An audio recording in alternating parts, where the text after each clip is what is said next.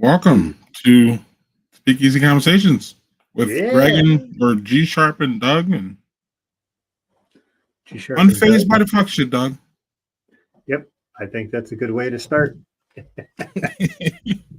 A better way to start is what you have in your glass. All right, so hopefully. I didn't pour it yet, but I think you'll be sufficiently jealous. Funky Town, Belgian style wit. I know you're a big fan there. Summertime chai. So, got this obviously. And I've had that one. Yeah. Well, I mean, I don't get stuff like that here. You have way more access to that sort of stuff than I do. So, right. So I'm like, you're not really making me jealous, but you kind of are. I mean, always with Funky Town, always. Yeah. The FOMO will always be there with Funky Town. But yeah, I have more access to it than you do, actually. Yeah. Yeah, but look at that. Nice little color on it. A little bubbly on it. I thought that glass was clean. Apparently I was incorrect. But yeah, I have not had this one from them. So I'm looking forward to this. Label art. I love that they do, like they give shout outs to the label art, Marcus Odom. So cheers.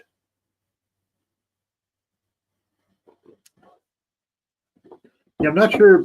Oh, with mandarin peel and coriander, that's where they're getting the Belgian style because it does taste very Belgian with those flavor notes in it. Man, that's good. Only 5% ABV, nice and low, super drinkable. Now that we're at the end of summer, I don't know what it's like there, Greg. We have been in the 70s here since the end of August, which is super unusual for us. It's usually like in the mid to high 80s until like mid-September or so. Even if leaves are starting to change here, so. It's been mixed here, actually. And I don't know. This is probably good, but it might be mixed. Is Cyber Suit from Toppling Goliath? Toppling Goliath, I figured. Yeah, I got it at our friend Greg T's birthday party. Yeah, and yeah, I don't know. Someone was giving them out. So I was taking them. Yeah, how was the birthday party? I'm assuming it was good considering it's Greg and he's got a lot of folks. Yeah, Greg fucks around with a lot of fucks. Spoiler or cussing alert. Greg fucks in a lot of circles. Not literally, of course, but we don't know that. Maybe he does. We don't know. True. He's in a choir. I mean, y'all remember when he was on? If you do remember when he's on, how I barely remember when he's on. But he's in the choir. He's in the beer club. He's, he has, he had a lot of coworkers there. So it was just great. It was fun. It was an intersection of a lot of people. He said that he liked to see. Yeah. Oh, you don't say. Oh no. This beer is. Hold on.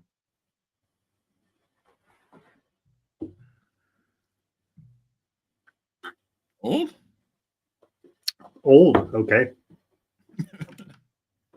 This beer is old. Let's investigate.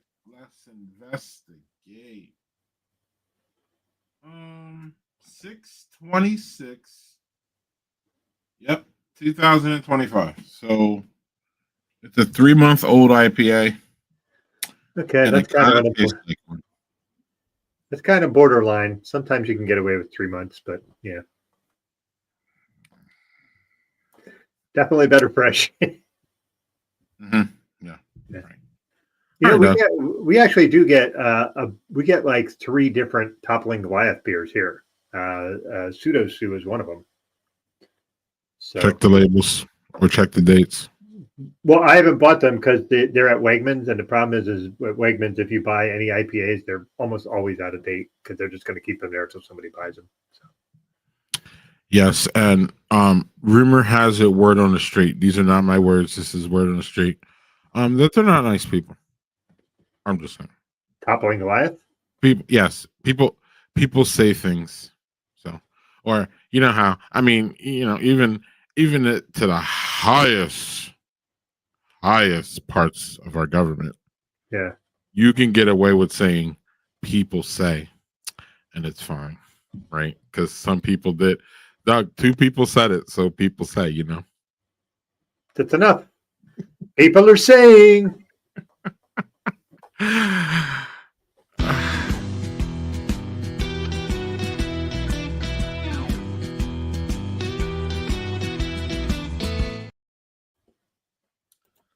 All right, Doug. So it's time for us to react to a couple things, but one of the things that we're going to react to is the, as they say on Twitter, the unaliving of a YouTube person, because that's how it's not the A word, and we're not going to use that word here for it because it's just not. So we're not going to do that either. Really, the man that we're talking about, everybody knows what I'm talking about, is just a fucking YouTuber like you and I. So I'm really not sure, or I am sure, why we've garnered so much attention about one person's life in this country when we have atrocities going on literally every second that are a lot perpetuated by this country. Some are not perpetuated by this country, but they're happening all the time. So the focus on this one person is wild. I understand the salacious nature of it for a couple of reasons, and that's why everybody's attached to it. But I'm fucking unfazed by it, and I'm tired of it. Am I celebrating it? No. Do I give a fuck about it though? No. And that's why I'm unfazed, because I didn't give a fuck 3 days before this. So I'm not going to give a fuck now about someone who didn't give a fuck about me. In fact, he gave so much of a fuck about me that I fucking lived rent-free in his head until he left this earth. So I don't give a fuck about dude, and I don't care if you care that I don't give a fuck about dude. Okay? That's it. Obviously, no violence is ever condoned here, for me, or ever. Okay? That's it. I'm unfazed. Fuck the host thing. And like I told Doug, the only reason I think we should address it is because we get on and talk about pop culture and all kinds of shit. It would just be weird for us not to say some pointed things about the situation and move on to the normal goofy shit that y'all come here for. Yeah. So, Doug, yeah. It's hard to capsulize this in like 5 sentences, but good luck. Yeah, all I'm going to say is I'm going to keep this very short. That person was a giant piece of shit. You can be and advocated for the suffering of anybody who didn't look like him, and you can feel bad for his kids, and you can not condone the way that he was taken out. You can also not think that that person was a good person and be fine with both things. We can walk and chew gum at 2 at the same time. So, I'm not going to lose any sleep over that person not being on the earth anymore. But I'm also not going to be woohoo about it. So, yeah, that I don't want to give that person any more airtime than they've already gotten out of us, because fuck that. Oh, and it's going to continue to. So. Yeah. So, and plenty of other people will give airtime to that. We're not going to do that. But I think it's weird for us not to at least address the big literally pink elephant in the room. So fair. It's like, wait, they didn't say anything about that? Like, and of course we have opinions on literally everything. So Oh, look at that, Doug. Everybody. Okay. Cool. I think everybody agrees with us. I think we have an agreement. This is good. Well, I know they agree with you. They didn't say anything during me, but it's cool. I think they were just, dude. I think it was more like it was in conjunction. We were both on the same level there. So.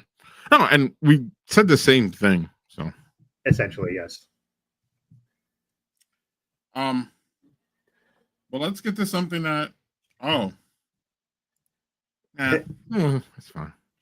Just very quick, JC. We said we don't condone the violence. We're not going to lose any sleep over that guy not being on the earth anymore. That was the gist of it. There we go. In 2 sentences, that was. And I didn't give a fuck then before this, and I didn't give a fuck now. So the whole thing has been a flat line of not giving a fuck, and that's kind of where I'm at.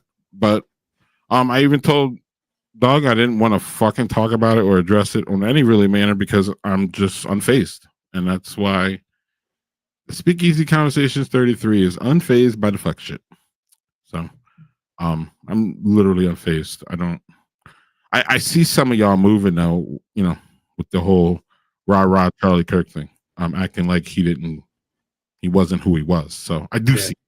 So, but I'm unfazed because again, y'all are who y'all are. That's just going to be. That just allows us to know who you are. We can kind of avoid you. So that's good. So keep speaking up.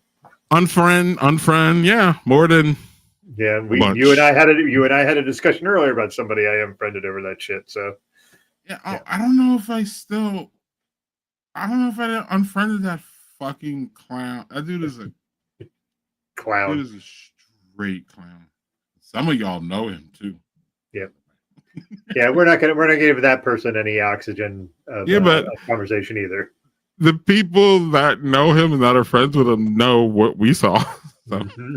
I saw that. I was like, holy fuck. And I was like, well, that's enough of that. And super unfriend right away. And I sent a message to you and another person. And I was like, well, that's fucked. I screenshotted it. That's moving on.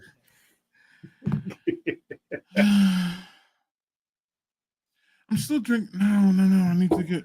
All right, Doug. So I needed to go get another beer, but I didn't want to get off mic like when you were talking and make it seem like I wasn't paying attention to you. But yeah, I need to go get another beer because this week I need. I wasn't trying to drink today, but hey, man. Anyway, hey, it's also the day before my birthday. You should be celebrating with me. We should be drinking. We were gonna get there, but okay. Well, I mean, we'll address that right now. Right? That's cool, man. That's cool. Happy birthday, Doug. Thank you. It's your 600th birthday. Yes, I am Methuselah.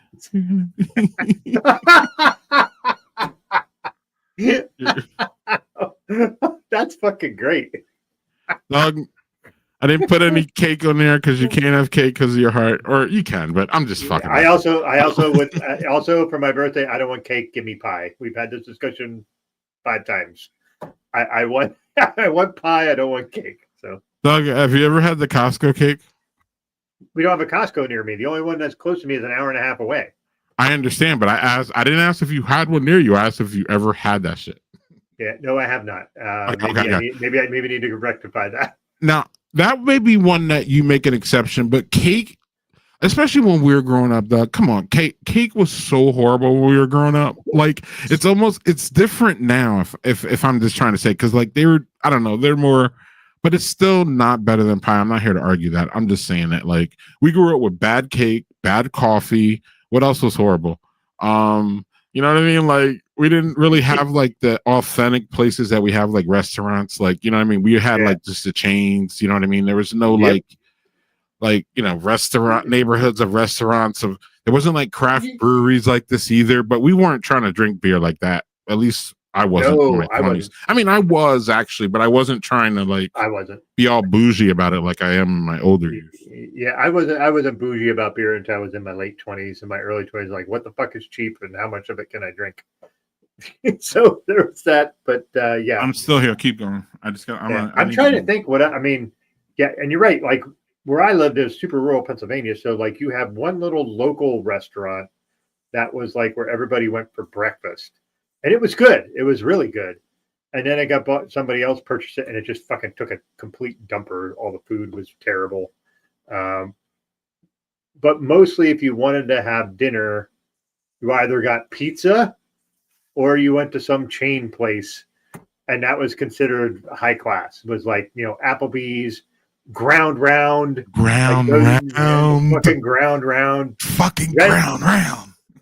Red Lobster. All those were considered like, man, this is fancy. Even when we went to like Golden Corral, like, I grew up poor, so like Golden Corral, that was a fancy outing for me. Oh, I can go to a place and eat all I want.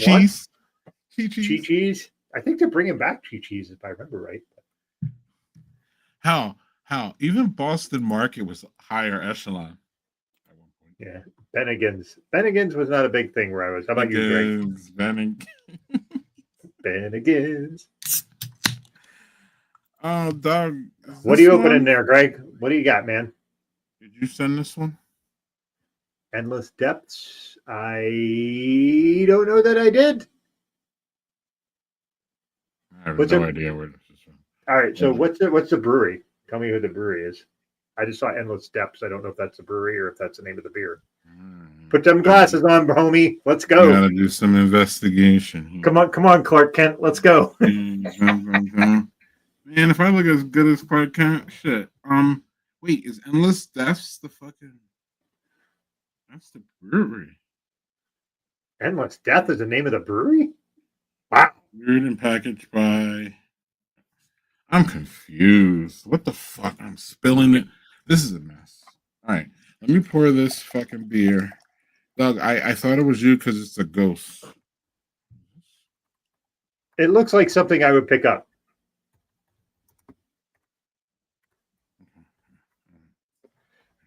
There's a beer company called Endless Death. No way, there is not. My lighting is not helping me. Yeah, there's Endless Life. Endless Life Brewing. Brewed and packaged by. Oh my god, my lighting is not helping. All right, maybe Abomination. We don't have a fucking. Daniel was making a point. Maybe it was Abomination because that's the kind of shit they would name their beer. Yeah, here we go. Abomination Brewing. Good call, Daniel. All right. North Haven, Connecticut. I didn't send that to you. So which one of y'all did this? Because if I got that, I would be drinking that myself. Wasn't me. Daniel, you playing this one? But look at the art. Can you see the art? Yes, because Abomination always does a really dark. And yeah, as Imani said, that can art just screams Abomination. So yeah. All right, it's a ghost with. Yep. It's a Gosa? Mm-hmm. Gosa style ale with prickly pear. What's calamansi? Calamansi? Mm-hmm. Mango, black lava sea salt. Calamansi is a plant. It looks like a citrus of some sort. It's a traditional, is ubiquitous with Philippine cuisine. So it's a very naturally sour citrus. Okay. It's an orange variant. Look at Daniel fucking jumping in. It's an orange variant. God damn it. Here I am doing Googling. We didn't have to Google. We just asked Daniel and he fucking knows. Yeah. So this is what I think of it. It's fucking excellent, actually. Who sent this to me? It's fucking excellent. It is really, really good. It's tart. It's sweet. It doesn't give that salty goza thing. You know what I'm talking about, Doug. You like goza. Where it's overly salty. Yeah, that's not great. Yeah. Actually, it really drinks more like a Berliner Weiss kind of vibe. Nice. It's fucking nice. Actually. Again, and look, it pours so look at thick. Oh, did you? Oh, baby. That's going to have sediment.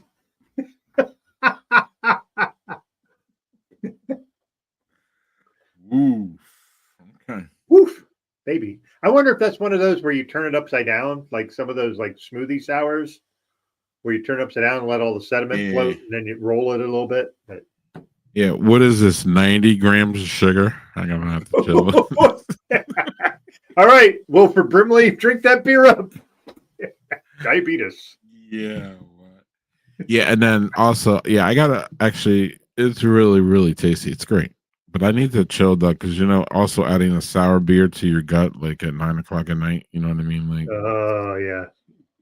all right, Doug, we're supposed to be reacting, All so right. I think we've cleansed ourselves from the Yeah, that nonsense. fucking slime that was the first part of the show. Ugh. So Yeah.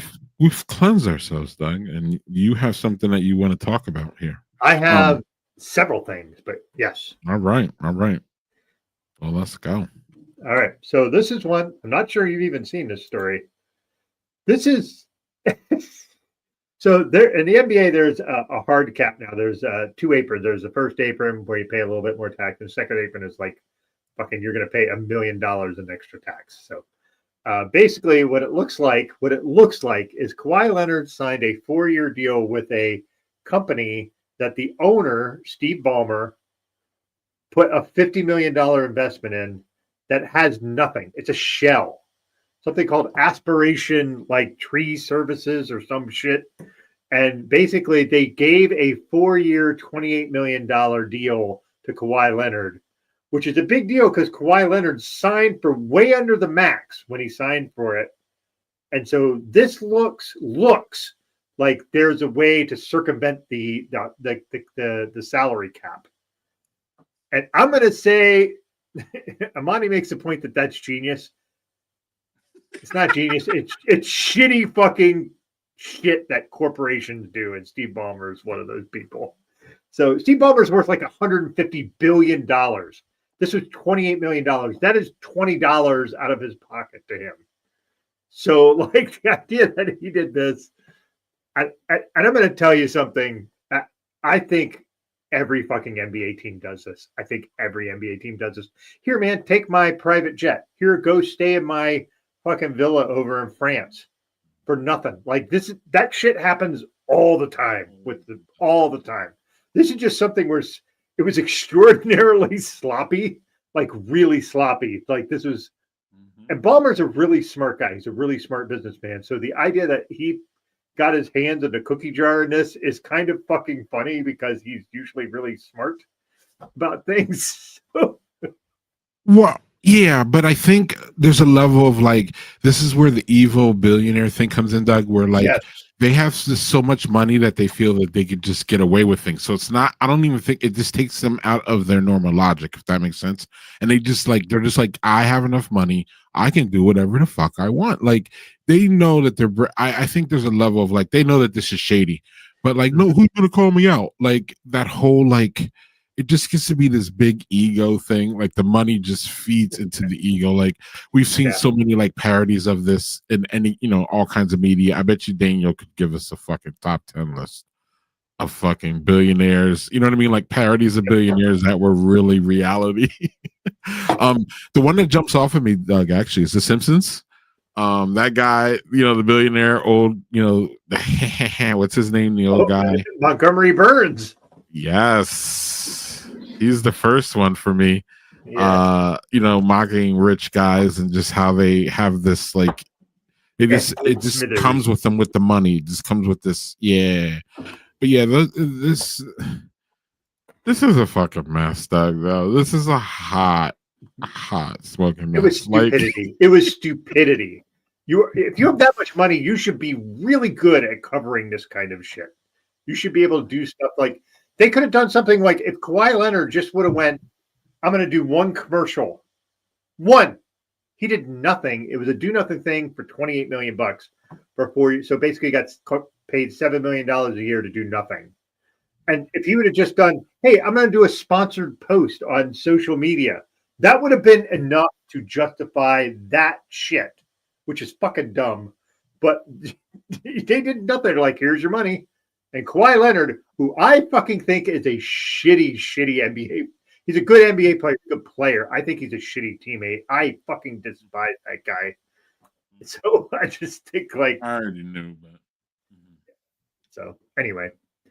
And Kawhi Leonard had said nothing, absolutely nothing. Yeah. Like okay. Fuck that. Oh, okay. So because I haven't honestly, I haven't gotten more past the details. I haven't gone to the guts. So you go into the guts here, and you're telling me that you feel it's definitely more like straight up incompetence than it is like, oh, I'm just a goofy billionaire and I just throw money around. Ballmer's not a goofball. Ballmer's very smart about business. I think they all are, though, Doug, is what I'm saying about these billionaires. I think they all are kind of, but they just do these, I don't know. Like, while we're here, Elon Musk is one that I struggle with because there are areas where Elon Musk excels in his thinking. And there are more areas, in my opinion, that he does not. And he thinks that he does. And it's just this whole, like, I got all this money. So then everything that comes out of me is brilliance. Yeah. Well, there's a point to like something like I agree with you on Elon. Yeah, the chutzpah gets to you. Yeah, I'm not even talking about Bomber, but you already said you're Neo Bomber, and that's cool. I'm not even pushing against that. I'm just talking about the, like, you know what I mean, the aura of the billionaire and just how they get caught up in dumb shit sometimes. Yeah. Well, there's this point where Imani says, "Run that cash." It reminds me of there was a whole thing where Jalen Rose would be on NBA podcasts talking about these guys that got these fucking sweetheart deals when they're fucking clearly not really NBA, like everyday NBA players. And he would just say, cash them checks, baby. Just keep cashing them checks. And listen, I don't blame Kawhi. Fucking get the money, dude. Like, if somebody said, here's $28 million to do nothing, I'd be like, fucking great. Where the fuck do I sign for that? Like, let me sign up for that. Give me that money. Great. I don't blame him. At all. That's really idiot. The management is idiotic. Yeah, I mean, we would all take $28 million to do nothing. Yeah, hello. I take $100,000 to do nothing. Yeah, this is here to do nothing. Yeah. We look like idiots for criticizing him for doing that. Like, that's idiotic. Like, why would I'm not criticizing him. I'm criticizing no one is. I'm just saying, like, I'm just saying, if you would, you look like a real idiot because I mean, everybody would do that. Literally everybody. You literally be like, "Yep." Hey, here, I'm going to give you 20. Yeah, I don't give you 20. I'm going to give you 28 million and you're going to do nothing for it. Okay. Yep. So that's the deal. Like, who says no? So, nobody. Yeah, that shit was silly. And that shit, I don't know. It's going to blow up. It's not even over yet. It's not even remotely over, actually. Yeah, not at all. So, that was just something that I've actually been dying to ask Manny about that because I'm hearing. Oh, wait! This is the great one. That's about to be a free agent. Well, there's more to the story. Do y'all know? He turned down a minimum offer from somebody. What? Google it. I didn't hear that, but dude. Google. You should be grateful anybody's offering you any money at this point. Doug, but it's Ben Simmons. He doesn't have a sense of. Yeah, I don't know. Ben Simmons is that guy. So I think it would be rude to say that Ben Simmons is the Kirk Cousins of the NBA. I think it would be rude to Kirk Cousins, actually, because I agree. Right, Kirk Cousins has actually done fucking something in the NFL. What has Ben Simmons done for the gazillion dollars besides be a fucking baby for the most part? It's weird. No, he has injury problems. The dude's weird, but whatever. In my opinion, I think he got what golfers would call the yips, where he just like got in his own head and he can't shoot, and he just got in his own head. And supremely talented kid, just doesn't. Yeah, whatever. Just I'm not gonna. So, Doug, yes, right. Doug, what were you? You had something else to talk about in React? Well, you have a beer? I do. I have a beer, but then because the reason I want to do this beer is because 'tis the season for this. I am a giant fan of this beer in its regular variant, and I found a new variant that they put out that I am really surprised that they did. It is Warlock, but a maple Warlock. Warlock is my favorite pumpkin beer, bar none. Like I just love Warlock. That's a good beer. Does this break your seal for pumpkin beers in the year Yes, it does. 2025? Yes, it does. Have you broken your pumpkin beer seal yet?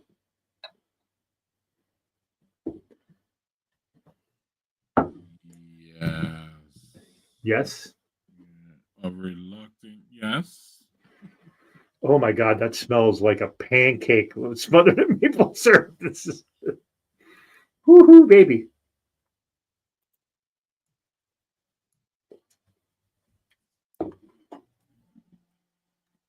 Smells better than it tastes. Um, it's the thing is, I like Warlock so much. The maple kind of is overpowering all the stuff that I like about Warlock. If that makes sense.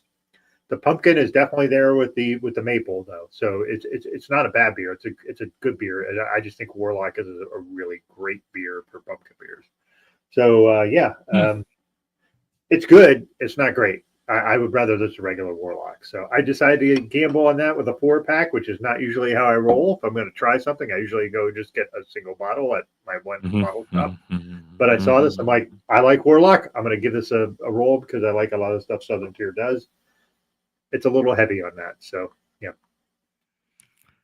That and that beer, how you describe that beer is how I would describe my perception of Southern Tier. Good, not great. Yeah. There's some beers of theirs that I really like, and so there's. So y'all know, y'all diehards and diehards are watching now. I'm pretty sure. Y'all know us. Like I usually do most of the production, and I have shit prepared. And many times Doug doesn't. Not many. Sometimes Doug doesn't know what's going to be sprung on him, and that's kind of the fun that we've had for 5 years or so. Yeah. Tonight, this week, I was kind of unfazed and unmotivated to do anything outside of Badger Beer Report stuff. So sometimes you just get focused on one thing in life, and you're just like, "Fuck the rest." Well, this was the week to say that. So never fear, man. I got you.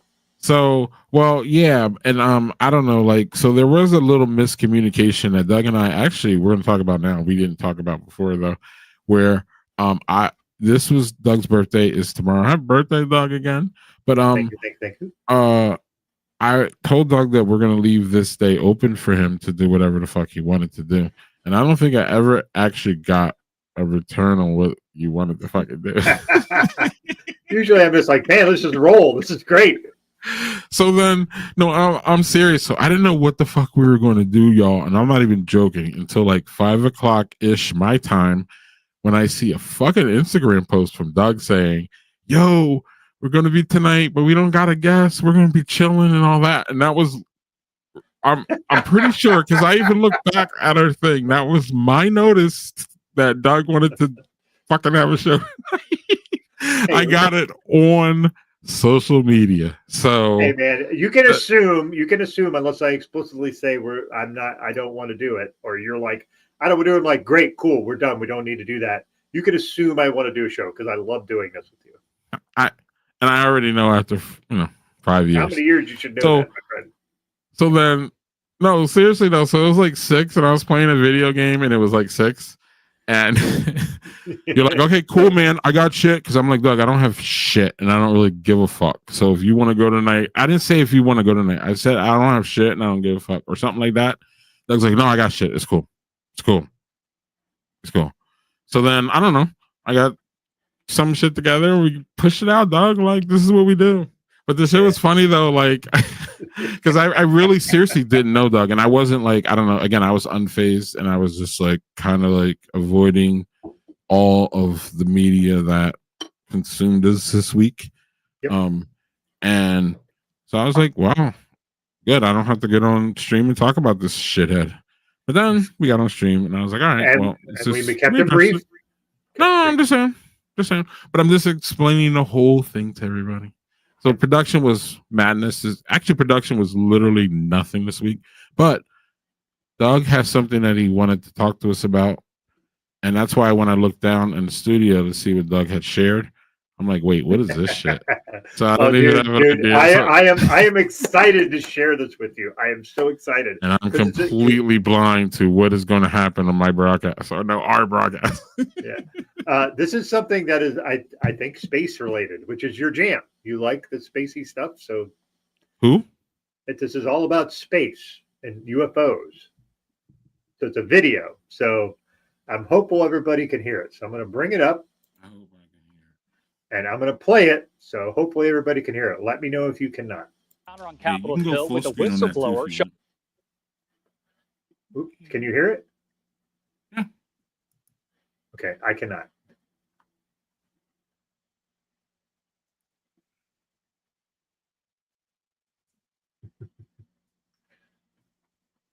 Watch this. No, I can't. You can't hear it? No.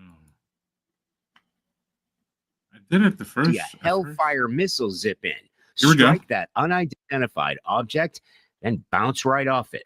When we slow the video down, you see the Hellfire missile continue to travel on its path, that trajectory becoming clearer from this zoomed out angle. Not shown is a second Reaper drone that launched the missile. Congressman Eric Burleson shared the video at a House Oversight Committee on what the military calls unidentified aerial phenomena, better known as UFOs. That's a Hellfire missile smacking into that UFO and just bounced right off. And it kept going. It kept going, and it looks like the debris was taken with it. Yeah. What the hell is that? We've never seen a Hellfire missile hit a target and bounce off. Lou Elizondo is a former senior intelligence officer with the Pentagon. The Hellfire makes a hit, a kinetic strike on something solid. There's usually not much left of whatever it is it's hitting. It's very, very destructive. What seems to happen is that the missile is either redirected or in some case perhaps glances off the object and continues on its way. A recent government report revealed the government received more than 750 new UAP sightings in the 2024 fiscal year, leaving lawmakers digging into the mystery and national security concerns posed by these objects. Does this video scare you guys? Yes or no? Yes. Wiggins? Yes. Yes. Me too. There's a lot of information that's not in that video, like what mission they were on. And as they said, what are we even looking at here?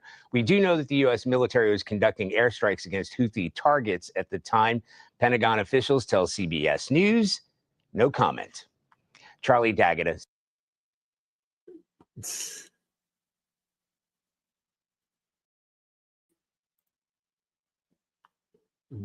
So did you hear some of that, Greg? Yeah, I heard all of it. Yeah. So what do you think? That is that's kind of up your alley, which is not really fully spacey, but UFO stuff is fucking wild. Wow. Yeah, actually, that's the first time I saw that. Good shit. Yeah, Love it. I love that. Not much to say there, though. Yeah. Just the idea that a Hellfire missile bouncing off of things, that does not happen ever. Like Hellfire missiles are like, yeah, that's the other thing. Where did that missile go?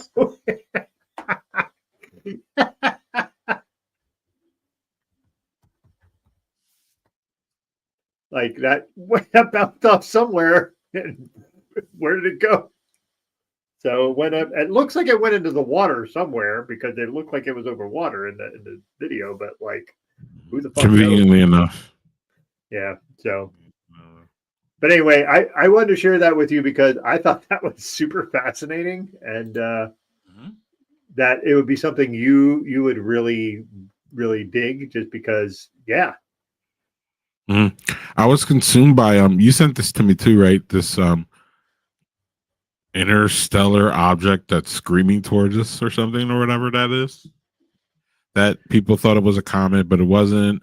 And then people started saying that it was a fucking UFO spaceship. Yeah. That's been going on too. Yeah, I didn't see that particular thing. So that is I didn't send that to you. You thought I did. I did not. I still need to get an astronomy nerd on this broadcast. Yeah. Really need one. Bad. But good shit. That was fun. No, I don't. Yeah. There's not much to say. I mean, it is what it is. Like, what do you say? Yeah, I just I thought that was really interesting. I mean, they yeah. Well, let's just get to the fucking. Let's just get to the issue then. I believe we're already infested by quote aliens, and like we don't even know it. So, is that a conspiracy theory? Maybe.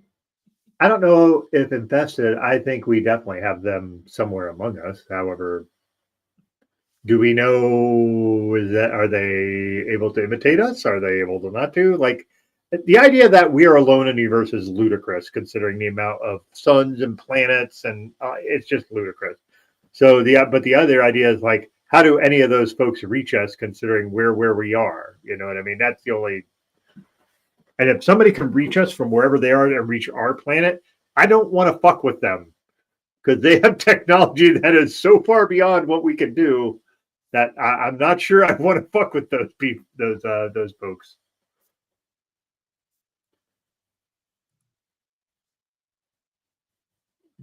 Of course you do. The thing is, JHG, you're thinking this is going to be some benevolent thing. I don't think that would be benevolence if we really met aliens. But Doug, what is the incentive of them to fuck with us? We're crazy. Mm-hmm.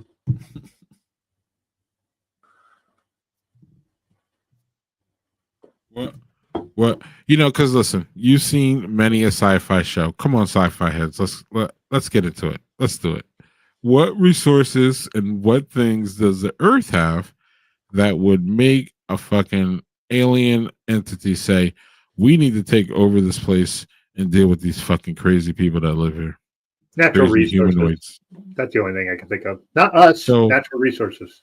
Okay, what about Earth though stands the fuck out is what is the next question in line, because Earth doesn't stand the fuck out. Isn't that, am I wrong? Well, I also think the idea that we think that when we think of life on other planets, we think of it being carbon based. We think of it being everything has to be in this quote unquote Goldilocks zone, and we don't fucking know. Like there could be life that survives on a nitrogen rich planet. Like we have no clue how life evolves elsewhere. None. We know how we evolved on this planet. We know ish.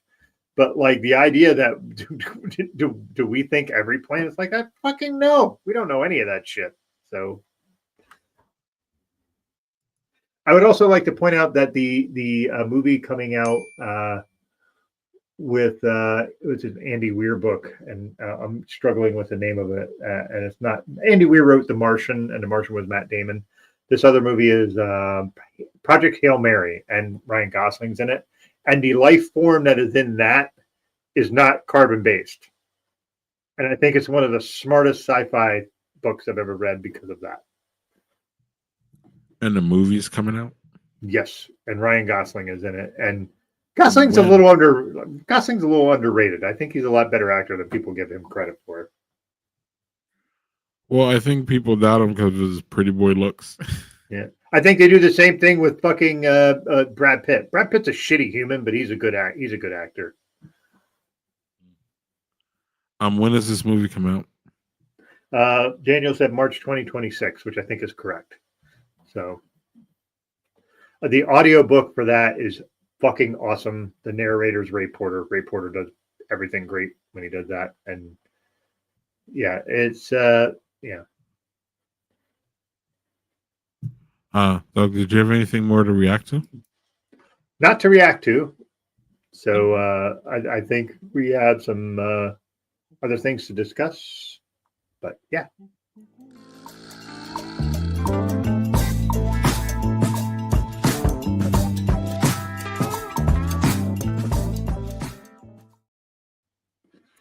I'm at the very end, Doug. I need to make that final push for Blackbird. That shit's still good, but you gotta almost like, to me, that's one of the mood shows for me where you have to be in that yeah. to, like, you know what I mean? Like, so you get into some of these binges where you're just like, it doesn't even matter what your mood is.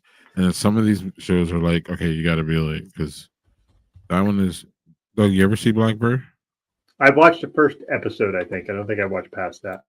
Okay, it's one of those, Doug, where, in my opinion, it's important to be emotionally attached to what's going on, like in order to feel really the whole like vibe between these dudes and this weird fucking dude, and the whole Yeah. thing is fucking creepy in a so subtle, wonderful way.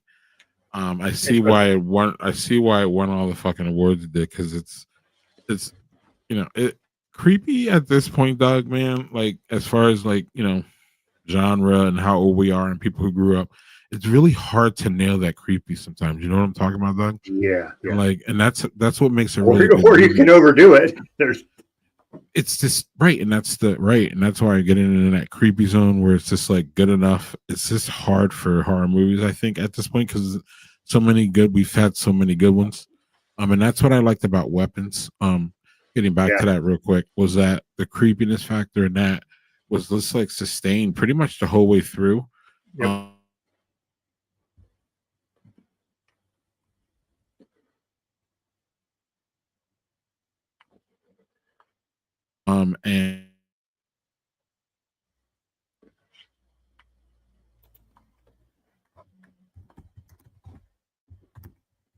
And it just was like, I don't know, how are you watching? Doug, what are you watching? all right. So sorry, you froze up a bit there when you were talking about your thing. So I apologize on that. But I think not this. Oh, that's what I'm watching now. Sorry. Remove. Yeah. So No, right. or actually, while we're there, let's do it while my thing's going good. It's cool. No worries. Let's get it out of the way. Big Brother's been funny this year. They had this big twist that pissed off a whole lot of people, which was fucking hilarious and wonderful. Big Brother's funny this year. If you're into stupid reality shows, this is a good year to start. You can go on Paramount Plus and catch the other ones to catch up. They haven't done it yet, but this one's funny, man. These people are messy and weird, and it's just a good year. Flip to the next one, Doug. Or no, I can do that too. You got that. Cool. The challenge, dumb, goofy shit. It's cool. I just want to say that it's cool that Johnny Bananas, this fucking moron, is out early, so it made the season way more enjoyable. So, bye. Well, remove that. Yeah. Yeah. What's interesting is I tried to do the watching slide, and apparently my slides got removed. But that's okay. So basically, what I have is I'm watching two things. The return of the greatest reality show ever, and it is Great British Bake Off. It is back, baby. It is back. And they started off with Cake Week. They started off with Cake Week, which is unusual for them. They usually start like with easier shit and work themselves. Cake is usually something reserved for later in the season. They had a technical challenge. The technical challenge in that is basically, usually they're like, here's some small, like, here, we'll give you minimal directions to make this very technical thing. So they have like the regular challenge, the technical, and then the showstopper. The showstopper is a big thing that they do at the end. And in the middle one is a technical challenge. And this time they gave them no direction, said, taste this thing. Here's what it's called. Figure it out. They have never done that before. And these people are like, what the fuck is this? And they're like, it was some fondant fancy or something like some name like that. It was just impossible to make, like, without any directions, especially if you've never made it before. I don't know. There's a few folks on that show that I'm already rooting for. There's a lady who is from the Ukraine, who also has either a speech impediment or a slight, a mild version of Tourette's. And I think it's a mild version of Tourette's. And one of my kids has Tourette's. So that's something that like resonates with me very deeply. Plus it's from the Ukraine, which, hey, that resonates with me deeply too. That show just started last week. I'm pretty sure there's a second episode that just came out today. And Joel and I haven't watched it yet, but we'll probably watch that this weekend. I love that show. It's just, dude, it's so like wholesome. I can't explain. Like, what's great is like somebody will finish it and be like to the person next to them, "Do you need any help?" Like, if you watch an American fucking cooking show, none of those people help each other. They're like, fuck you, I'm trying to win. And in British Bake Off, they're not like, they're all trying to help each other. It's really sweet. So yeah, that is back, and I'm really, really, really happy about that. What is this wholesome that you speak of? Yeah, that's not a thing you see in American shows. It really isn't. Yeah. Or any show, any fucking show. What is wholesome anymore? Like that's not a thing ever anywhere. Yeah. So the other thing I'm watching is something that I have mentioned that on Mortal Content on a show. I rarely do. Is I'm rewatching a show. I'm rewatching a show, and I decided because I was sick for like 4 days, and I was like, I'm going to rewatch this because I haven't watched it in a while. And I decided to start rewatching it. It is The Expanse. I watched the whole first season again. And was funny. I apologize because I thought that was old shit in the file. It is old shit. I just haven't. No. Okay, I was fucking confused. My bad. Yeah, no. The Expanse is my favorite sci-fi show ever. I think it's better than any sci-fi show I've watched. Jonathan J. It's on Prime, I believe. I bought the DVDs so that I could have the physical media because I am trying to. It's something I really like. I want the physical media. I want that because any streaming service can take anything you like off, and you have no recourse to fucking watch it. So I went and I bought it. It was weird as I bought it through Amazon, which I've been trying to avoid buying shit from them. But I got all the DVDs. I watched the first season. What's funny is the first season is a bit of an outlier from the rest of the show. It's almost like the first season is like, here's this thing. And then the season 2 through 6 are just this own fucking thing. They're completely different than the first season. They still pull on the first season, but it's I don't know how to explain it unless you watch it to understand how it's like almost like this is just a completely different beast. So yeah, I've been watching that. God damn, it's such a good fucking show. It's so well directed. The dialogue is great. They make a whole different language for one group where basically they do English and intersperse the language of it with it, which is great, which you don't understand exactly what they're saying, but you get the gist of what they're saying, if that makes sense. So, yeah, it's really good. It's excellent. Dr. Lauda, that's a good one. So, did you enjoy it better the second time around? Yes. I catch a lot more. The thing, it's like anything. If you watch one thing, you're like, I really like that. And then you rewatch them like, oh, I missed this piece. Or I missed this, and I missed the nuance of that. Sometimes you hate a thing more though the second time around. Though it's not always that way though. That's fair. But in this case, not the case. There's like you said, Belta Lauda. One of my thing is wawala, which is like an insult, which is great. It's basically like fuck you guys who aren't like us. Like it's kind of one of those kind of insults. Yeah, physical appreciated media. Your physical media rant there.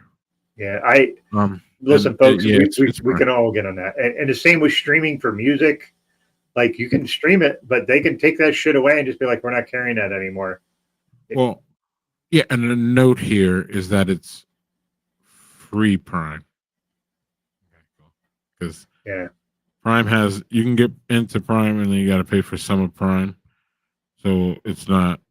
I mean, it's on Prime, but it's free Prime. Is that mean? Okay. So. I like to point out for music perspective, Spotify, which a lot of us use, has done two things that I think require us to kind of get the fuck away from it. One is their CEO decided to back AI for war. To use AI in drones, he invested in all that. He heavily invested in AI for drones for warfare. I am anti-war. I am anti-violence. I am all that. So I don't want any of that. But the other thing they did was they did some. Oh, Manny, you're coming in late. God damn it! I had shit. We talked about Kawhi earlier, but anyway. The other thing I want to say with Spotify is they put new terms of service that if you are an author and you put your book on their Spotify audiobook app, you lose all rights to it, which means they can make derivative works. They can take any characters they like and fucking make anything they want out of it. You give up all your rights to self-governance on your title. And that is fucked. That is really fucked. Yeah, I'm looking for, there's a few options that I'm looking for to get the fuck out of Spotify, just because that's two things I cannot abide. You and I have had multiple authors on this show who have had AI steal their books, and now they're fucking Spotify being like, hey, we're just going to be like, if you put a book here, we own that shit. You don't have any rights. And because it's a service level agreement, if you agree to it, you can't back out of it. You can't. You're legally bound by that. So I kind of want to get the fuck out of Spotify for that reason. So, yeah. Listen, Amani, I'm not gonna shit on Apple because, one, I shit on them enough. I really dislike them, but yeah. So anyway, get the fuck out of Spotify if you can. Imani, basically earlier we spoke about the whole Kawhi Leonard, Steve Ballmer fucking thing where it looks like Ballmer was circumventing the salary cap by giving Kawhi $28 million. And I'm like, everybody does that. Every NBA team does that. So it's not surprising. So if you want to chime in on that bit, I'd love to hear it. Also, Manny, we talked about the challenge. Yeah, baby. I'm happy Manny's boy, fucking Johnny Bananas, is no longer around to wreak havoc into the house, which he does. And yes, Johnny is fucking, what did he say? I am the challenge. What did he say this year? Manny, I am the challenge. Oh, shut up. Anyway, challenge is good this year. One other thing about the challenge. I saw a show called Celebrity Grudge Match where Johnny Bananas was battling some dude who's like an OG. I think he was a real world guy. I want to say his name was Greg. His name was Greg. I'm going to have to look that up. But it was Johnny Bananas, and they were both on Worst Chef in America, and Johnny Bananas beat him. So hold on here. What was it? It's Celebrity Chef. Grudge. Man, CT needs to get in shape. Yes. Mm-hmm. Pablo. All right, I'm gonna look what it is.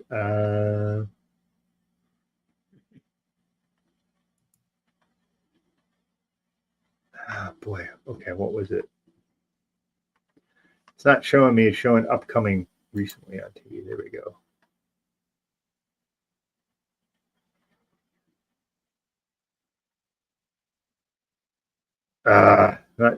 Wait, that's a little more episodes. Yeah, it was Johnny Bananas versus Mark Long, which is like this OG dude.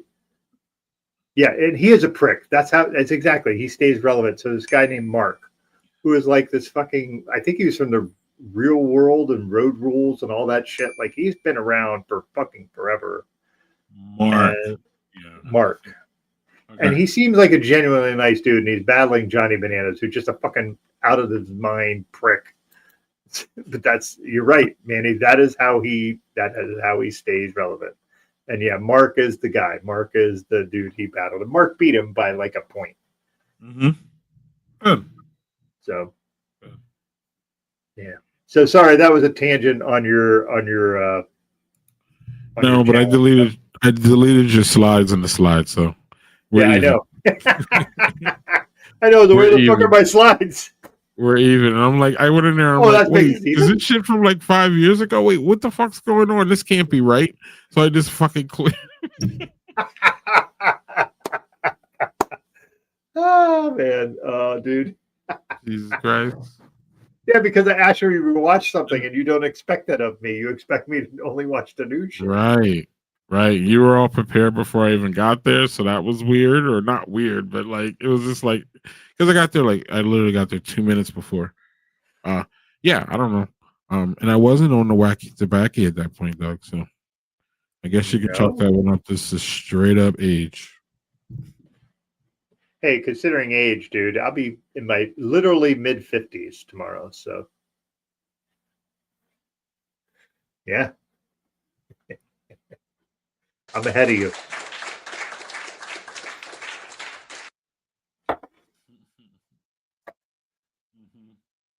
So, man. It's Also have some past guest news if you want to delve into that. oh, we do. I completely forgot about that. Yeah, let me present that shit. And since we're here, Doug will do it live. I'll write it and we'll do it live. God.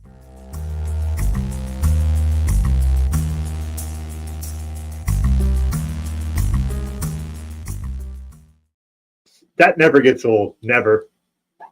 What? We'll do it live. Like that fucking clip never gets old. Never. Do it live. I'll write it and we'll do it live. Fucking A. Okay. We did know then. All right. So let's talk about our friend Aloe. Aloe is doing a new thing where he's doing an online beer class called Welcome to Golden Tea Beer Academy. Where basically for 6 lessons, you get for $125, $25 per session. So if you have to miss one, not a big deal. If you do all 6, then you get a bonus. But, this is Aloe doing what he does best. That man knows shit about beer. He knows how to talk about beer. He knows how to be able to identify things and match it with things. craftbeerconcierge.com, the craftbeerconcierge.com. So that is, that is what Aloe, our friend Aloe, is up to. Please register. The thing is, you have to email him or reach out to him on Instagram to register for it. I would think it's a worthwhile class considering Aloe knows what the fuck he's talking about.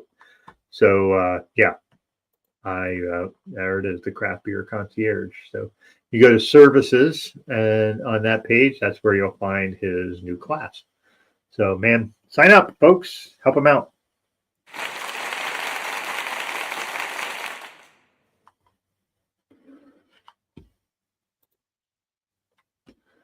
So, yeah. All right, Doug. What's been going on with y'all and what's going on with this?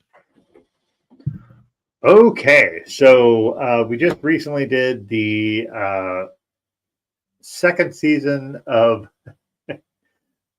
Shiny Happy People, which was called A Teenage Holy War, which was fucking really, as all our shows are, pretty fucked up.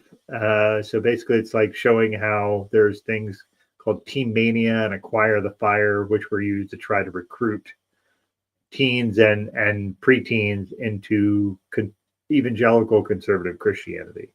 Super fucked up, as always. But what we are doing is something different coming up the next month, for Spooky Month, actually.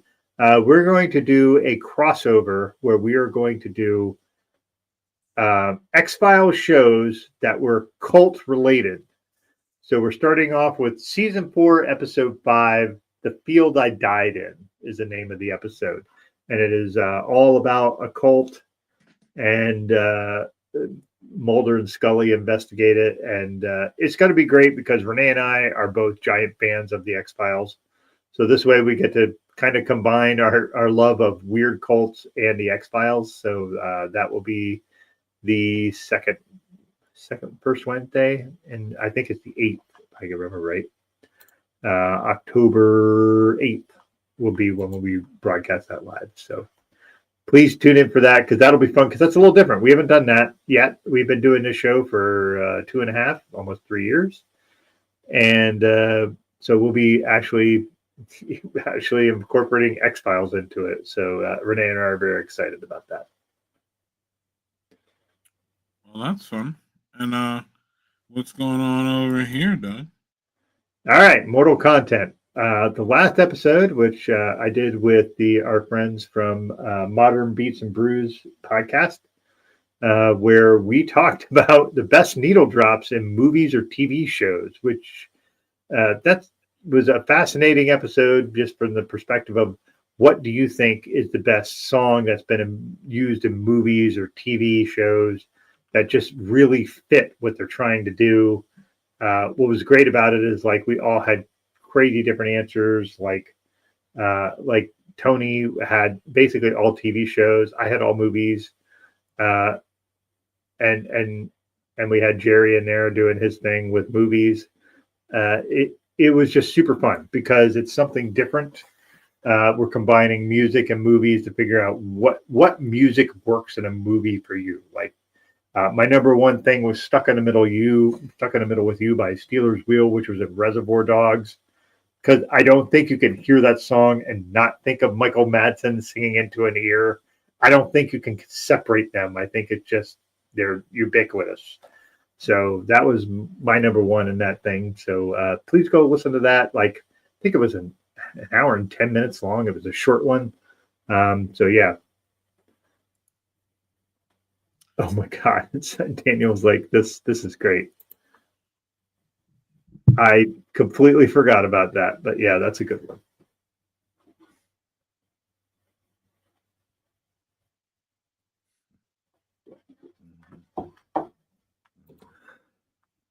Greg, can you talk to us a bit about what's going on with Badger Beer Report? You guys are really, really cranking out stuff. So what's going on with that, dude? Yeah. Before we get there, let's talk about this real quick. I'll be going to Fox Valley Lagerfest October 4th. 3 weeks so for it's like a month away. Wait, one, two, three. A couple of weeks away. Bunch of weeks away. Half a month away. This is put on by one of my favorite breweries in Wisconsin. I'm pretty unapologetic about it. Make Fleshmans. So I'm going up there for that. Appleton. Appleton is a rising beer scene. Yeah. So Badger Beer Report is a little thing I do about a little thing. That. We can talk about that, but little thing I do takes up a lot of my time. But I don't know. I love it.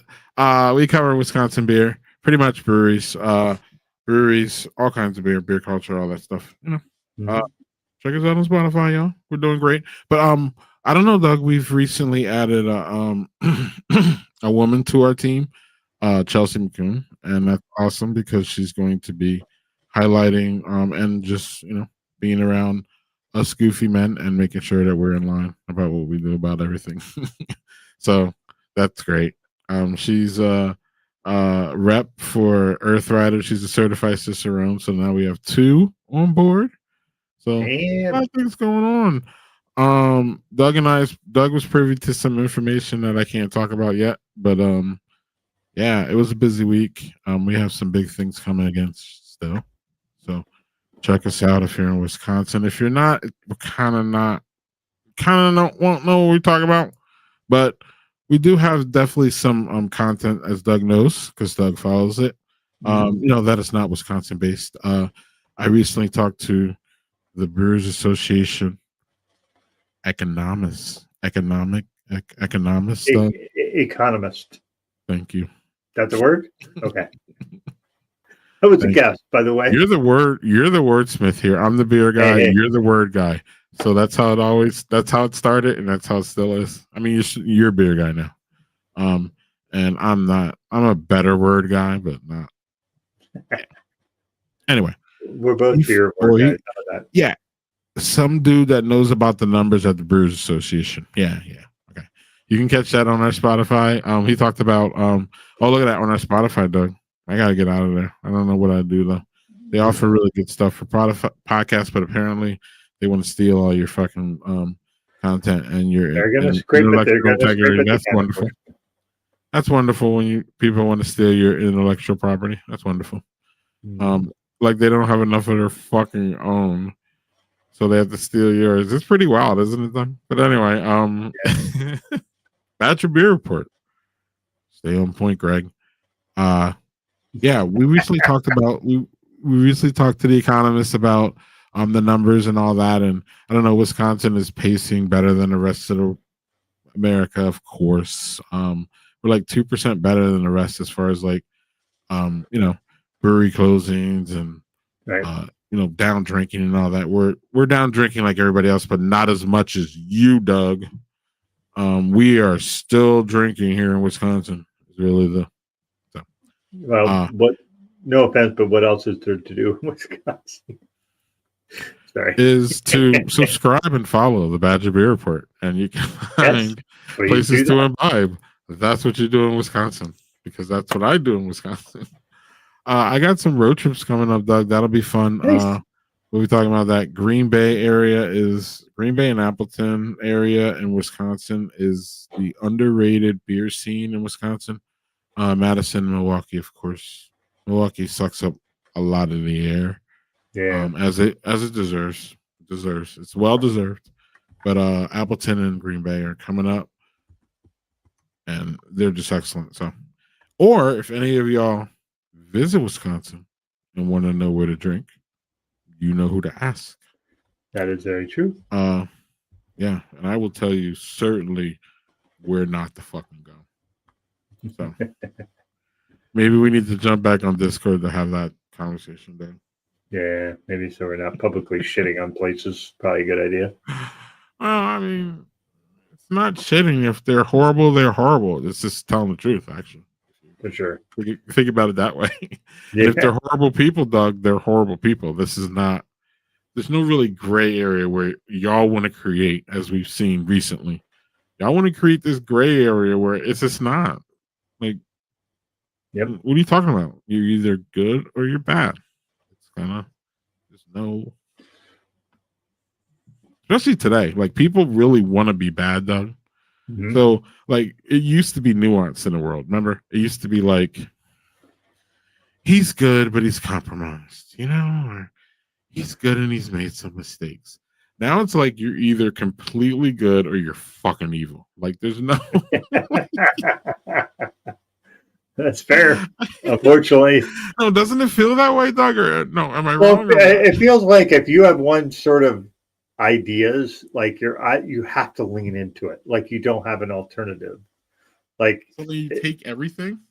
Like, so you I just take feel all like the hate. yep. So the xenophobia and the racism, the sexism. I feel like if you don't like one racism, thing, you got to accept xenophobia, all of it. no. You can't be just one. You just have to accept all the Right. nonsense.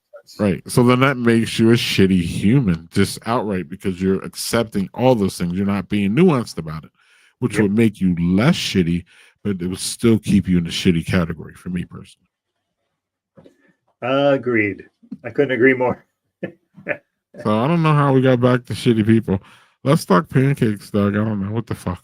All right, let's do it, man. Give me your sides, dude. This is fascinating because there's also, why are there two types of bacon? I'm a little confused on that.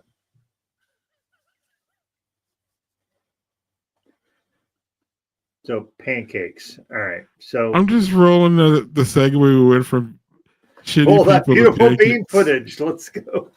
All right. First of all, eggs for sure. Hash browns for sure. Wait, Doug. Wait. Hold on.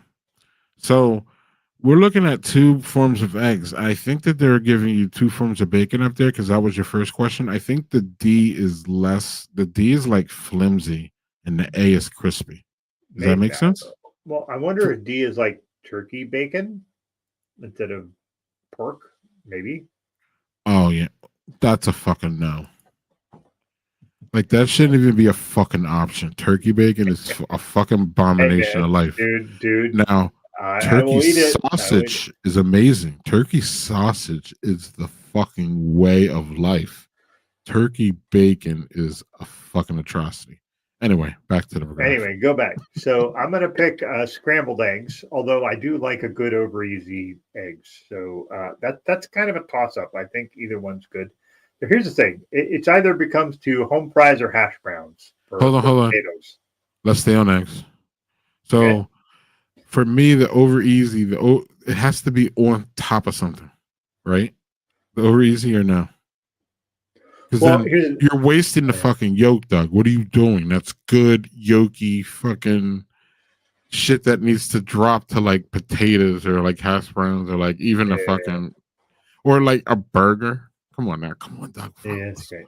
No. But here's the thing: have you ever done a thing where you've had over easy eggs? You cut all the whites around it, right? You get all the whites. Whites are tasty. I like those. And then you just take the yolk thing and you just fucking pop it in your mouth and eat it just like that and let it just fucking have that. That's delicious. Wild. That is wild. I'm not saying it's the best way to do it. I'm saying it's tasty. It's wild, though. And I'm just saying it's wild. It's not good, bad, yes or no. It's just wild. All right. So my question would be: are we making these at home or if we're at a diner? Now, if you're at a diner, you don't want to fucking have over easy eggs because they always overcook them. They fucking fry the fuck out of those things. They're not good. So they are hard. They're hard to nail, though. And if they're not hard if you cook them at home. They're fucking. You can make them over easy, super quick and easy. But well, yeah, they're hard to nail at a restaurant because especially if you're like 4 people and then they like that's fair. Waiting for other dishes and all that. That's why I say it's hard to nail. At home, they're not at all. I'm with you. I'm fully. So, Doug, real quick, do you? I like I know you don't have it at Costco near, but I like to buy. Costco has this like little carton of egg whites. Do you like to cook with just egg whites, Doug? I haven't done that, but I would totally fuck with egg whites. I like egg whites. I really think they're like. Thing is, you make them, put some pepper on them, even just straight up pepper, and cook them in butter, and you're just like, great, cool. Does that be salted? It could be salted butter, unsalted butter. Tasty. Well, you already know eggs are complicated for us hard people. So then what I started to do, Doug, when I wanted 2 eggs, I would just do 1 egg and then do the other egg whites. And then have like, you know what I mean? And then like, because egg whites are different consistency than the yolk and all, especially when it's in there. Anyway, so I'm sorry, Doug. I took us on a hard egg tangent. You're picking in this one. So I'm gonna pick. I'm gonna pick scrambled eggs. Okay. And I'm gonna pick hash browns, which is C and F. What's funny is April Dove picked A, B, and C. She went bacon, sausage, and hash browns. Like just the top line. Just give me that shit. What's funny is, so I looks like an English muffin, and I would rather toast versus English muffin, so I'd probably go H. So C, F, and H.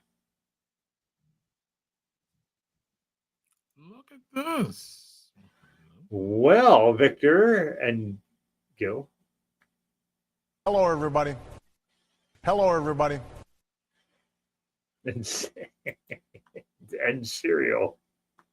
Fucking Manny. No fucking cereal. Fuck off. Whoa. Look at this. 3 sides of bacon? Hey, somebody hasn't had a heart attack in this group. Jesus Christ, dude. That would be like, hey, I'm going to eat this and immediately take me to the ER because I'm. It'll at least be eventful. So what are you picking, Greg? Yeah, give me the English muffin. I love a good English muffin because then you can put your scrambled eggs in it. So F, and then for this one I'll choose B, but I want it to be turkey sausage. So B, turkey sausage. Okay. But I'm a sucker for sausage. I didn't mean that. I'm a sucker for turkey sausage. What a phrase. Don't click that shit. Or don't click that shit.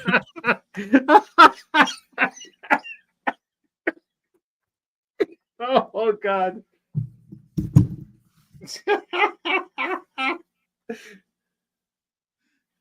Oh, Greg. Yeah. How about a breakfast beer, Benny asks? What is a breakfast beer, Greg? If you had to choose a beer for breakfast, like a breakfast beer, what are you choosing? One of your big goofy stouts with maple, right, Doug? No.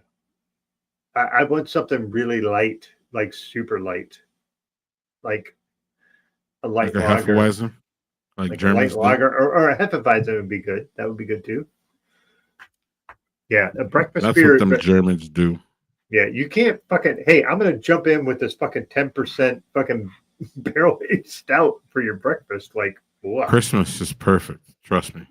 Oh, that is a good point. But that is I think that's also the time of year. Yeah, because to watch the kids fucking literally burn with a fucking match all the money that you just bought for them. I mean, not anymore, but you know, you remember those days, Doug, when like you saved up all year to get these fucking kids. And y'all wonder why I say fuck them kids. But anyway, You know that. I feel like mhm.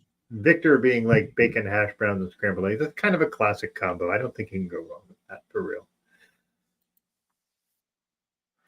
Also, what the fuck is this? Rum chata pancakes?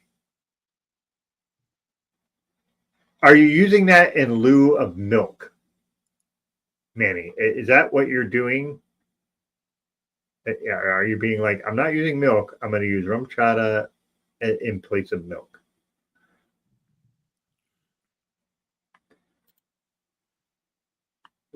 Okay.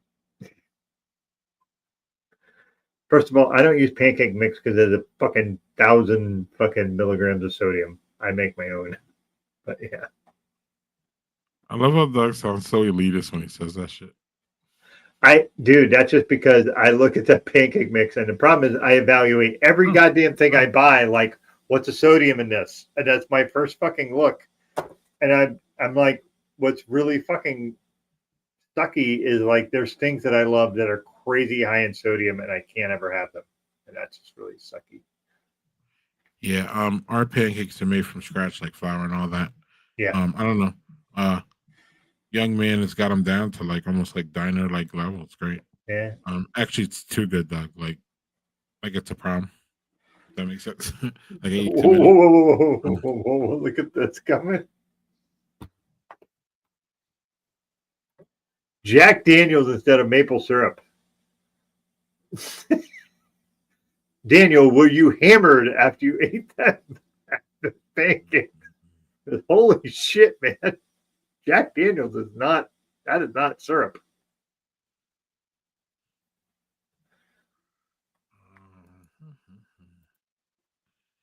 We need a sports graphic done. For what? Because we're talking about more not a sports transition.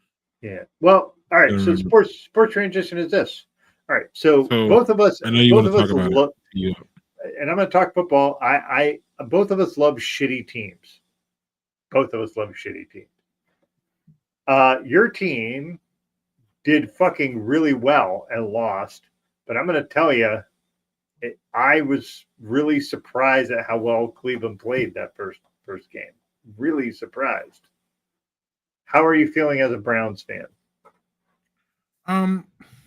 So if you know the history between the Cleveland Browns and Kevin Stefanski specifically, and the Bengals and Joe Burrow, I'm pretty sure Joe Burrow still has a losing record towards the Cleveland Browns. So we always play them tight. That is to be expected, actually. Yes. Also, if y'all remember, Cleveland Browns had one of the best defenses in the past 10 years, 2 years ago. They were decimated by injuries and the lack of an offense last year. Yep. So now they've put some pieces back together that it appears, Doug, that they might actually have that defense that they had 2 years ago. I'm not sure. You got to build some things, some rookies got to break in, you know what I'm saying? But like, I think that's what you were seeing, if that makes sense, is that defense. And I don't know, Joe Flacco's old, but he's serviceable. And Kevin Stefanski is just a fucking amazing coach, period. He does not get the level of fucking praise that he deserves. Y'all want to shit on the Browns, and that's fine. Great. I don't want to. I think they played great. I think they should have won that first game. No, it's cool. I'm just saying, like, in general, people want to shit on the Browns, say they're suck and all that. Great. This man won Coach of the Year twice on that same team that y'all keep talking shit about. So my point is, he's a fucking ace as a coach. He's just an ace. He's just great. I can't say enough. And he keeps us in games and does shit like that, Doug, is what I'm saying. Like, keeps the Browns in games that we shouldn't be in. Yes, he makes mistakes. Everybody does. But Yeah. Kevin Stefanski is an ace, and it's cool that you saw that. Yeah. We played Cincy tight too. So I don't know. Joe Burrow says that our secondary is the best in the league and all this other shit. They say good things about it. They smoke Joe Burrow every fucking time. So this week will be very interesting with the Browns because we play our arch nemesis, fucking the Baltimore Ravens at Baltimore, Doug. And now that I brought that up, Baltimore is going to use this specific occasion, Doug, to celebrate 30 years of being a franchise from leaving Cleveland. So it's a big fuck you to Cleveland because they could do this any other fucking week, but they're going to do it the week that they play Cleveland. Yeah. So fuck you, Baltimore Ravens. And I hope that somehow the Browns beat you and then you're fucking embarrassed because you're supposed to be a Super Bowl contender and you're supposed to not be meddling around dog shit teams like the Cleveland Browns. So you better fucking win when you have your stupid commemoration party. And I didn't even try to bring this up today. Doug did it. It's his fault. What's up? What else you got to talk about, Doug? In foosball? Foosball, I just want to make the point that Jacksonville won their first game, and they won against the fucking Carolina Panthers, and they're a fucking mess. They're a fucking mess. Just a mess. And, everybody's like kind of their quarterback, everybody's like, oh, well, he kind of was really good. No, he wasn't that great in the second half. He just wasn't terrible. He was terrible at the beginning, and he wasn't terrible at the end. That's the only difference. And so Jacksonville's going to suck this year. They're just going to. Liam Cohen might do good as their head coach. He might. But good for Jacksonville is eight wins. That's a lot for Jacksonville.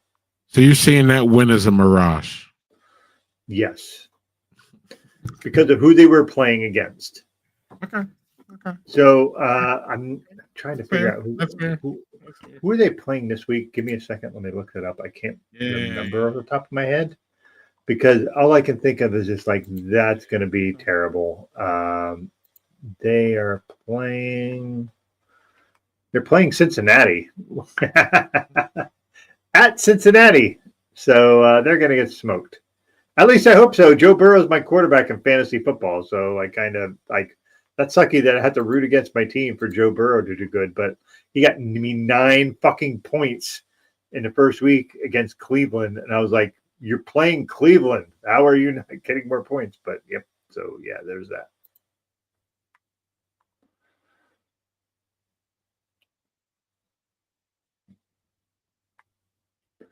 I don't know, Greg, you're frozen up.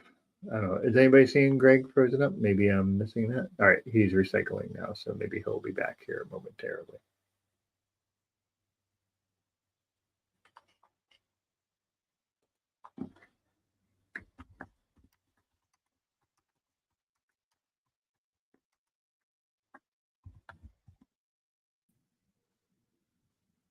All right, Greg.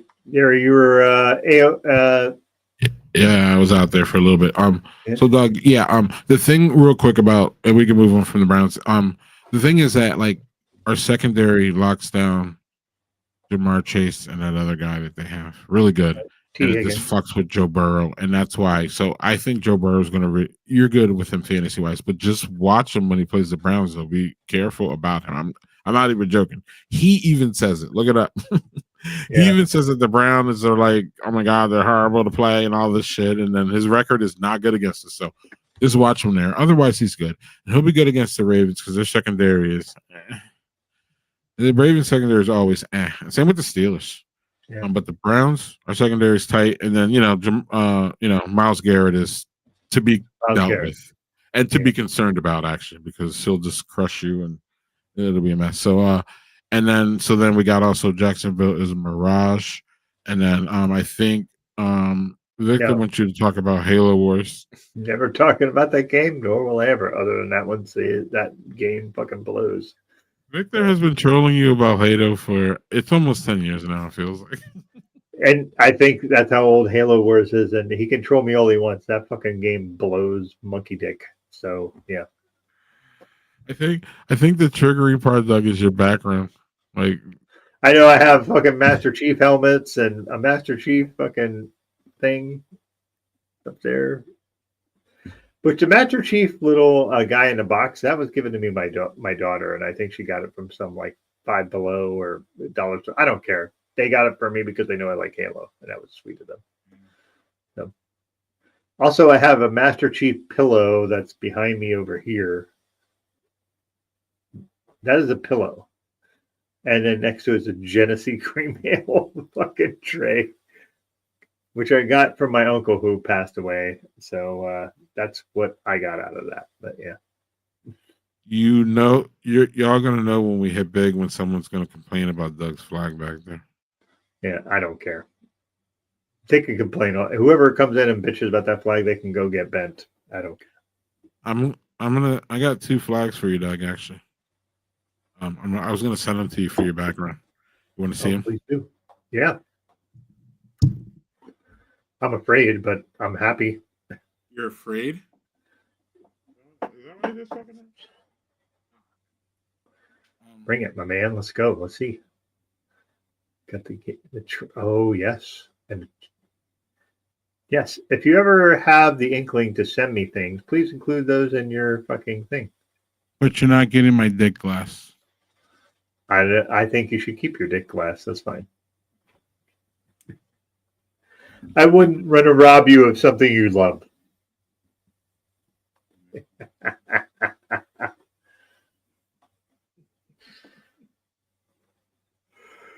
Don't be a dick glass, Doug. Ooh, excuse me. All right, Doug. So tomorrow's your birthday. What are you doing? Tomorrow, my wife and I are going to a brand new bookstore that opened about 30 miles from us. That is owned by 2 queer women called Protagonist. They just opened. I'm a book fanatic. I love books. We're going to go there and check it out. We're going to have lunch up in Ithaca, which has a plethora of interesting places to eat. I'm leaning more towards doing, there's an Ethiopian restaurant there that Joel and I have eaten at once. I would like to eat there again because that's just a really interesting way to eat, because they don't eat where like, here's your meal. They're like, you order, and we're going to put it all in one big tray. And here's just, they don't give you utensils. They give you this thin bread to use as things to pick your food up. So it's a communal experience, which I really, really dig. And then we're going to go up into the Finger Lakes. There's a bunch of breweries up there that I've never been to and never had any of their beer. So I'm going to be going up that way. So that's going to be... Sometimes maybe good, sometimes maybe shit. Hopefully all good. Tasty new beers. You never know. Sometimes, well... Sometimes maybe good, sometimes maybe shit. That's very true.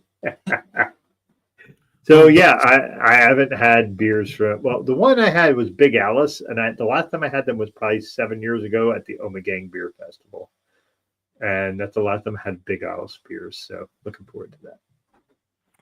So Doug, is there any chance during this time that you're gonna taste the biscuit? Taste the biscuit.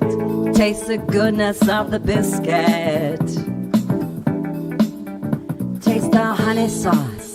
Taste the goodness of the biscuit with the honey sauce. I hope so. I really hope so. Would you shit yourself if I could book them for this show? Dude, if I could get Toasters and Moose on this show, that would be the fucking... I don't think I could top that. I really don't know that I could top that. You mean they would, and then they would play it during the show? I don't know that they would, but I that would be the finale. Hey, everybody, thanks for joining us. That's the last one ever. Thanks for the fish, and see you later. That's the last one ever, Doug. Maybe we can get this lady.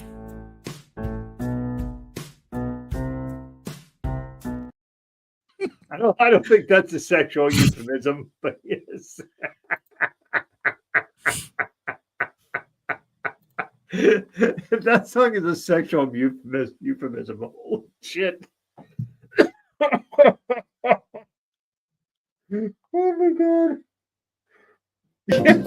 Taste the biscuit. Taste the goodness of the biscuit. Taste the honey sauce. Taste the goodness of the biscuit with the honey sauce. I like how there was a sign about that there was a reunion tour, like they broke up like their Motley Crue or something. What the fuck was that? You don't know. Apparently, I don't. So yeah, but yeah, it just basically we're gonna have good drinks, good food. That's the whole goal for tomorrow. So, and good books. So, what do you have? What do you have on tap to celebrate my birthday tomorrow?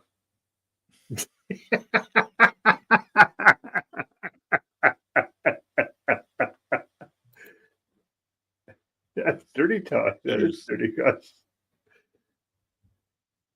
Cheers.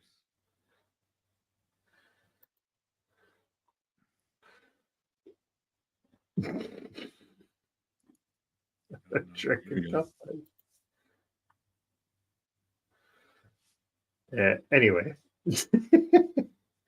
man, have you heard Vince Neil? You've seen the videos of him trying to sing now? Oof. Oof. Is it worse than Axel? Axel's a little better now, isn't he? Axel kind of recouped a little, but Vince is bad. The worst, actually, is David Lee Roth. David Lee Roth is atrocious. His singing now is just like, and he just struts around like he's just the shit. Yeah, and then he's actually combative about it from what I've seen. He's like, people are like, dude, give it up. And he's like, fuck you, basically. All right, Doug. Well, hey, Greg, please do this for me tomorrow. Sunday. Do that for me. Do that for me. Sunday. Okay. Sunday. Sorry. I'm scheduled to go there with a brewery friend, Sumner Brewery from northern Wisconsin. They're coming down, and he's specifically going to Giant Jones for their cheese pairing thing, and I'm meeting him there on Sunday. Oh, that's awesome. Sunday, Doug, I will have a beer for you with Giant Jones. Thank you. Actually, how about this for your birthday? I will let you know what the takeout is, and then you pick one, and I'll send it to you. There you go. That sounds great. There you go.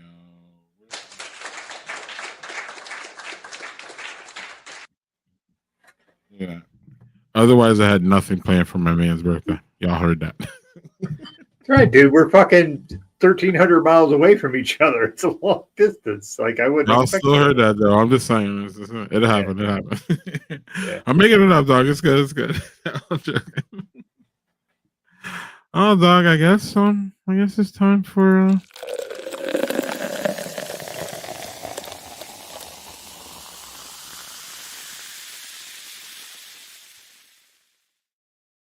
We went a hell of a lot longer than I wanted to, thought we would, and I enjoyed every moment. Yep, same. Mm-hmm. I was like, oh my God, I don't want to do this though. And since you want to do this, Doug. Thank you, Victor. Yeah. You go. Yeah. So, all right. First of all, I'm going to say I talked about the Maple Warlock, which was basically an Imperial Pumpkin Ale with maple. I love Warlock beer. This was way more mapley than I anticipated. Heavy on the maple. If you like maple, you'll like this. 8.6 ABV, so it's a high ABV beer, which is typical for Southern Tier. I just think the maple was overdone. I love maple, but I don't love it over too much in the beer. It's not good. It's too sweet. Yeah, agreed. But the other thing I had, which was fucking delicious, was the Belgian style whip beer from Funky Town, Summertime Chai. This was excellent. I don't get a lot of Funky Town beers, but every beer I've had from them is just superb. The can art is always fucking amazing, just like really super good. So,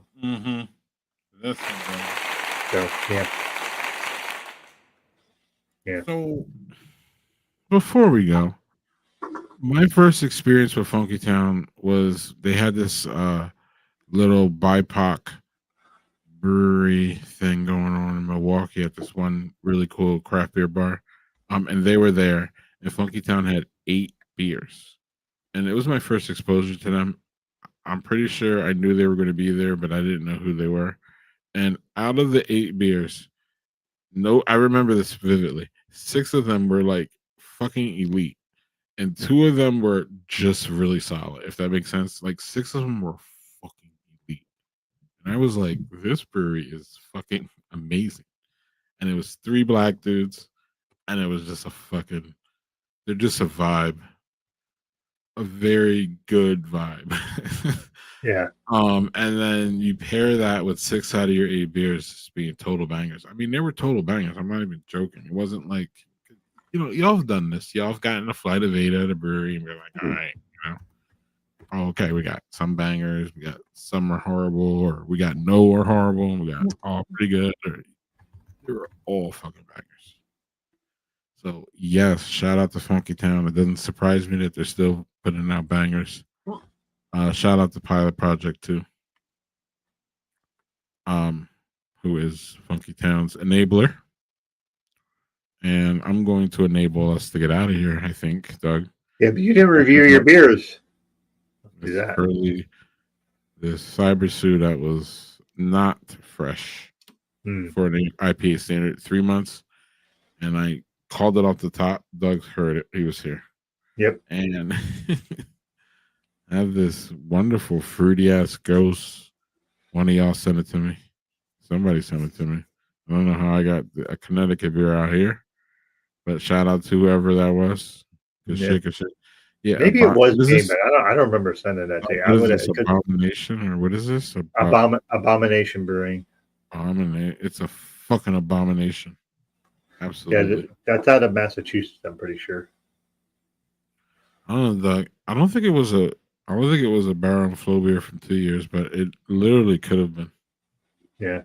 I don't think I've cleaned out the back of my refrigerator.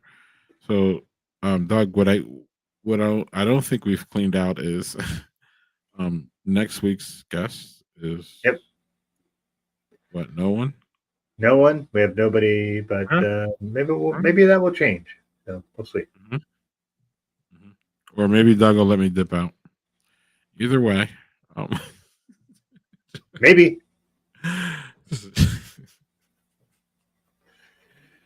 Anything else, Doug, before we hit the old end stream?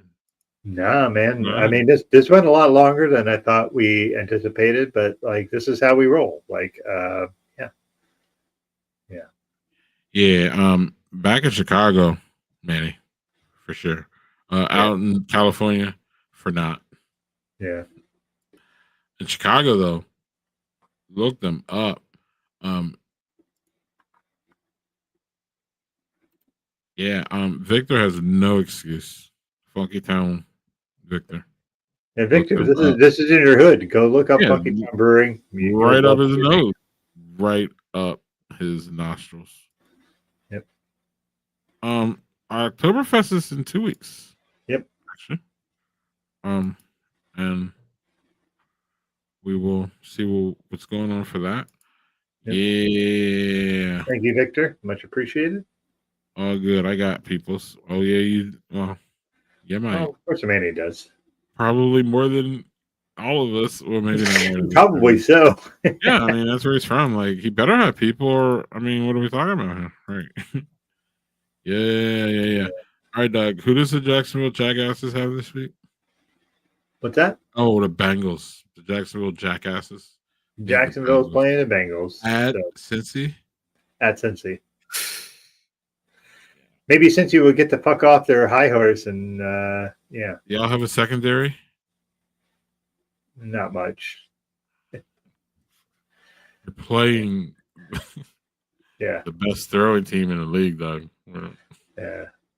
We do have a good front line. So you better take your set off.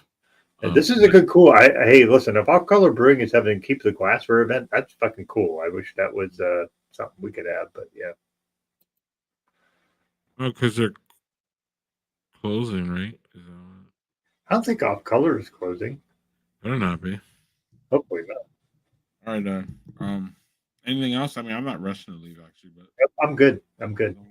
Thanks everybody for your happy birthday and thank you. Your travels during that. That should be fun. Yep, I appreciate it. All right. Cool. All right. Cheers, everybody. We'll see y'all next week with something. Cheers, everybody. Okay, and I think I loaded the right one. And thank you, Daniel. Thank you, Daniel. Much appreciated. They do it every October. Okay. Thank you. That's tomorrow.